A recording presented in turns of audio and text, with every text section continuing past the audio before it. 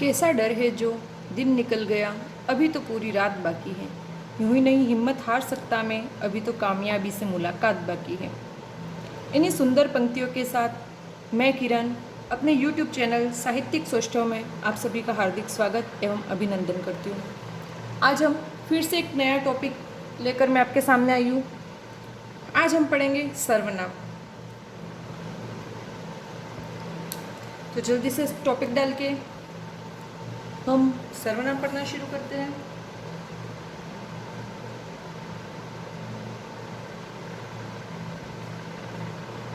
सर्वनाम। सर्वनाम का शाब्दिक अर्थ अगर देखें तो इसमें दो शब्द हैं।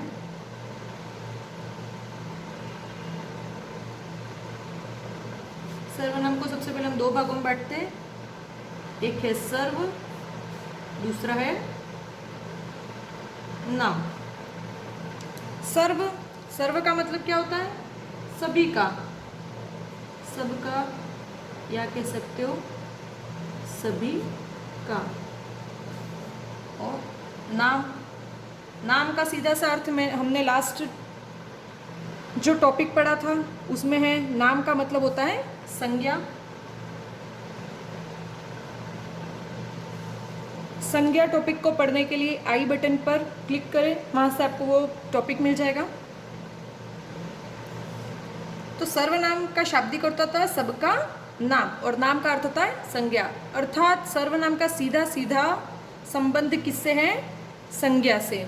अब सर्वनाम का सीधा संबंध संज्ञा से कैसे है, तो ये जानते हैं अपन एक सुंदर से पैराग्राफ से। एक पैराग्राफ में लिखूंगी, उससे आपको भली भांति पता चल जाएगा कि सर्वनाम संज्ञा से किस प्रकार संबंधित है।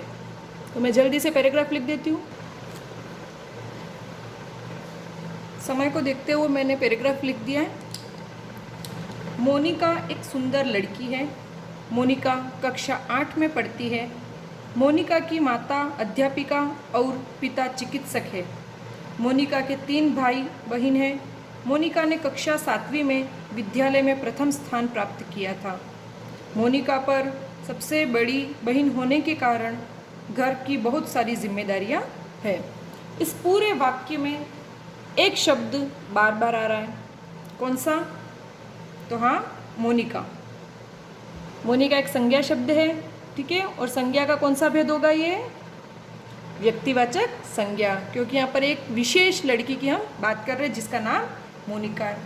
तो सबसे पहली लाइन, जब मोनिका एक सुंदर लड़की है, यहाँ पर एक लड़की के बारे में हम कह रहे हैं, तो यहाँ पर मोनिका की जगह कोई अन्य शब्द नहीं आएगा, संज्ञा स्वयं कर्ता मोनिका।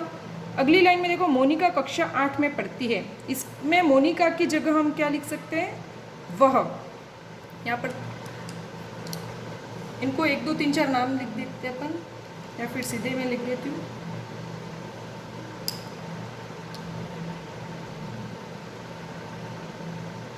मोनिका एक सुंदर लड़की है।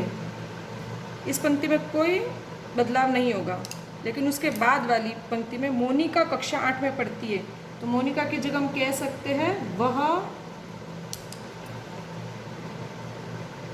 कक्षा 8 में पढ़ती है। अगली लाइन है, मोनिका की माता अध्यापिका। मोनिका की, उसकी जगह हम कह सकते हैं उसकी माता अध्यापिका और उसके पिता, यहाँ पर उसके लिखेंगे ना, और उसके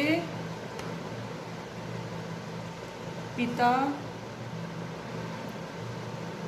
चिकित्सक है। मोनिका के 3 भाई बहन हैं, तो यहाँ पर लिख सकते हैं उसके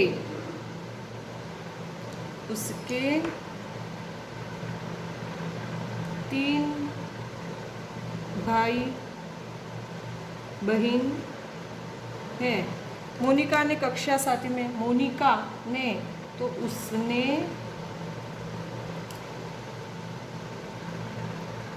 कक्षा 7वीं में विद्यालय में प्रथम स्थान प्राप्त किया था। मोनिका पर, तो मोनिका पर की जगह पर लिख सकते उस पर सबसे बड़ी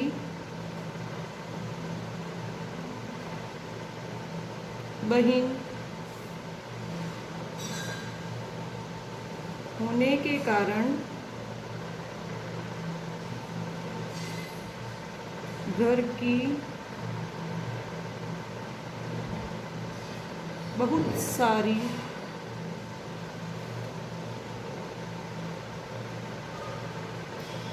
जिम्मेदारियां है। ठीक है, तो यहाँ पर हमने बहुत सारे बदलाव किए। जहाँ जहाँ मोनिका शब्द था उस मोनिका शब्द को बार बार हटाकर हमने उसकी जगह कुछ अन्य शब्दों का प्रयोग किया। मोनिका, सबसे पहले अपन देख लेते हैं कुछ व्याकरणिक दृष्टि से।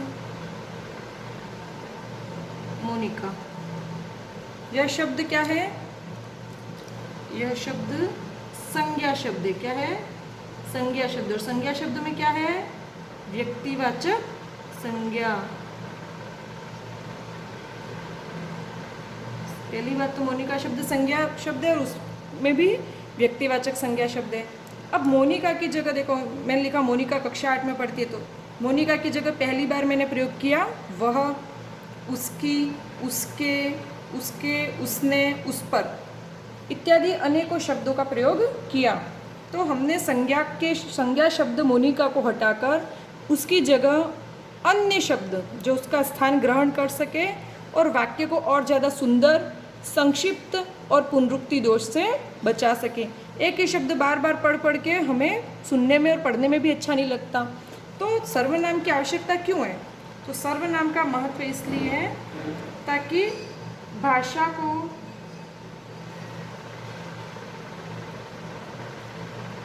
सुंदर, संक्षिप्त और पुनरुक्ति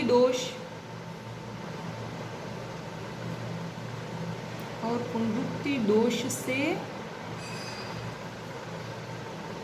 बचाने के लिए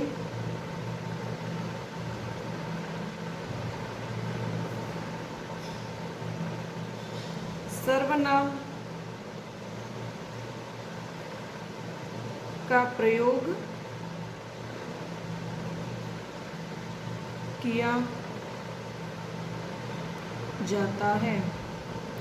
जो इस वाक्य से स्पष्ट होता है कि ये पूरा जो पैराग्राफ था जिसमें एक लड़की का नाम बार बार आ रहा था, तो उसको दोहराने से उस पुनरुक्ति दोष हो रहा था। उस पुनरुक्ति दोष को दूर करके, और बार बार इतना लंबा कोई बड़ा बड़ा शब्द भी हो सकता है, तो उस शब्द के खातिर भाषा में और ज़्यादा व्यापकता आ जाती। तो उस व्यापकता के स्थान पर हमको संक्षिप्त रूप देना है, भाषा को सुंदर बनाना है, और पुनरुक्ति दोष से बचाने के लिए हम संज्ञा शब्दों के स्थान पर सर्वनाम शब्दों का प्रयोग करते हैं। तो यहाँ से निकल के आती है हमारी परिभाषा। तो परिभाषा लिख देते हैं हम।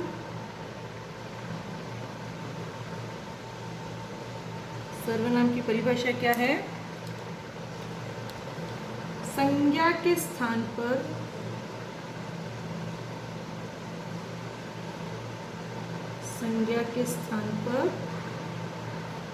प्रयुक्त होने वाले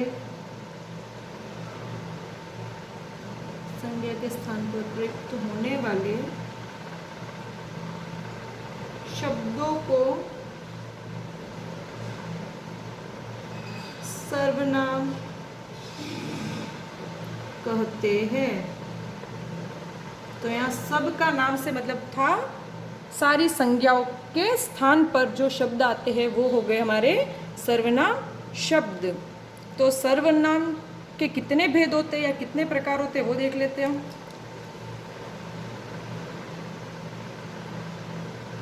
सर्वनाम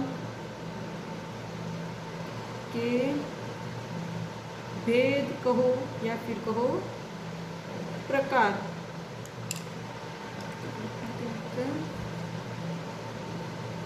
सर्वनाम के छह भेद होते हैं। सर्वनाम कितने प्रकार का होता है? 6 प्रकार का। इससे आगे हम अगले वीडियो में पढ़ेंगे कि सर्वनाम के 6 भेद कौन कौन से हैं और उनका विस्तृत विवरण हम अगले वीडियो में देखेंगे। ज़्यादा से ज़्यादा आप इस वीडियो को लाइक, शेयर और सब्सक्राइब करें ताकि इसका लाभ ज़्यादा से ज़्यादा बच्चों तक पहुंच सके, ज़्यादा से ज़्यादा लोग हमसे जुड़ सके। तब तक के लिए मैं आपसे विदा लेती हूँ। धन्यवाद। शुभ रात्रि।